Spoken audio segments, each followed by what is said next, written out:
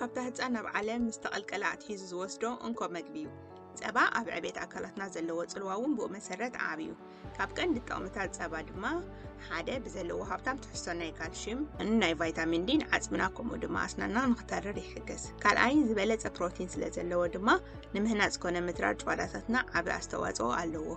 ሳልሳይ ፀባ ከባቢ 87% ናይ ትሕዝትኡ ማይ ስለ ዝኾነ ኣካላትና ዝጠቕሙ መኣዛታት እንዳሃበ ፅምዕና ከርውየልና ይኽእል።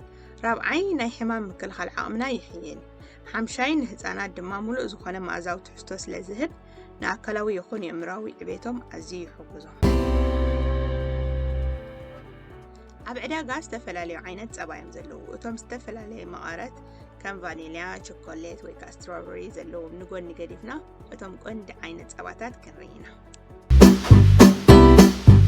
ቀዳማይ እዞም 1 ሚእታዊት ወይ ድማ 2 ሚእታዊት ተፃሒፎም ዝሽየጡ ዓይነት ፀባ እዮም። እዚኦም ፀባ እቲ ስብሓዊ ዝኾነ ትሕዝቶ ናይ ፀባ ብዝፈላለ መስርሕ ሓሊፎም በዚ ምክንያት ድማ እቶም ባህርያውያን ካብ ፀባ ክረኽቦም ንኽእል ማዕድናት ከም ቫይታሚን ኤን ቫይታሚን ዲን ዝኣመሰሉ ምስኡ ይጎድሉ። ድሕሪ እቲ መስርሕ ድማ ኣብ ላቦራቶሪ ዝተመስርሑ ቫይታሚንስ ተሓዊስዎም ይሽየጡ። ካልኣይ እዚ ሆል ወይ ከዓ ፉል ሚልክ ተባሂሉ ዝሽየጥ ዓይነት ፀባ እዩ።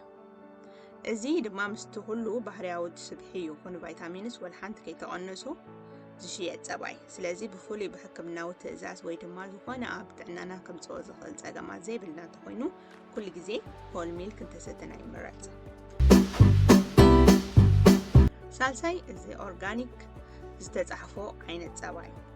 እተን ናይ ፀባ ላም ድማ ኣብ 100% ባህርያዊ ዝበቆለ ብዘይ ዝኾነ ፀረ ባልዕን ወይ ድማ ኣርቲፊሻል ዶኽዕ ዝዓበየ የካልየ ዝምገባ።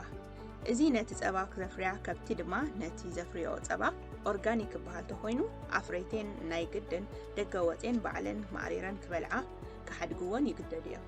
እንተኾነ ሙሉእ ዓመት እንተወሓደ ድማ ክሳብ 120 መዓልቲ ኣብ ዓመት ድማ ደገ ወፅን ከም ድላየን ሳዕሪ እንዳበልዓ ፀሓይ እንዳተሃርማ ይነብራ። እዚ ዓይነት ፀባ ካብ ብዋጋውን ክብር ዝበለ እዩ።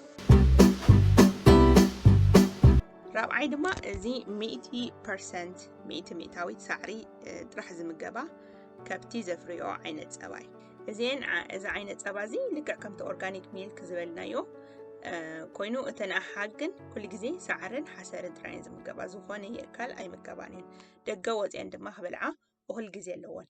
ካብቲ ኦርጋኒክ ሚልክ ዝፈልዮ ሳዕርን ሓሰርን ስለ ዝምገባ ናይ ኦሜጋ 3 ትሕዝትኡ ድማ ልዕል ዝበለ ፀባ ስለ ዘፍርያ እየ። ብዋጋ ድማ ካብ ኦርጋኒክ ሚልክ ድማ ይኸብር።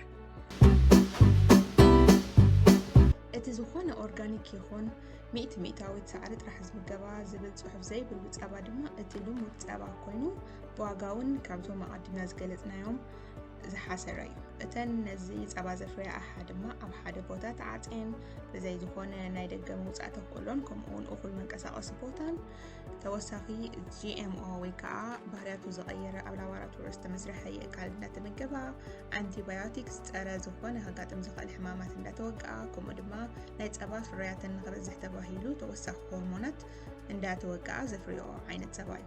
እዚ መብዛሕትኡ ኣብቲ ኦርጋኒክ ወይ ድማ ተን ሚእታዊት ሳዕሪ ጥራሕ ዝምገባ ኣሓ ክወስዶ ዝተኸልከለ እዩ። ተመሳሳሊ ትሕዝቶ ፕሮቲን፣ ካልሽየም ከምኡውን ካልእ ናይ ቫይታሚናት ትሕዝቶ እኳ እንተሃለዎ ትሑት ዝኾነ ናይ ኦሜጋ 3 ትሕዝቶ ኣለዎ። ከምኡ ድማ ካብቲ ካል ዝሓለፈ ናይ ፀረ ባልዕ ከምኡ ድማ ናይ ሆርሞናት ትሕዝቶ ክህልዎ ዓብ ተኽእሎ ኣሎ።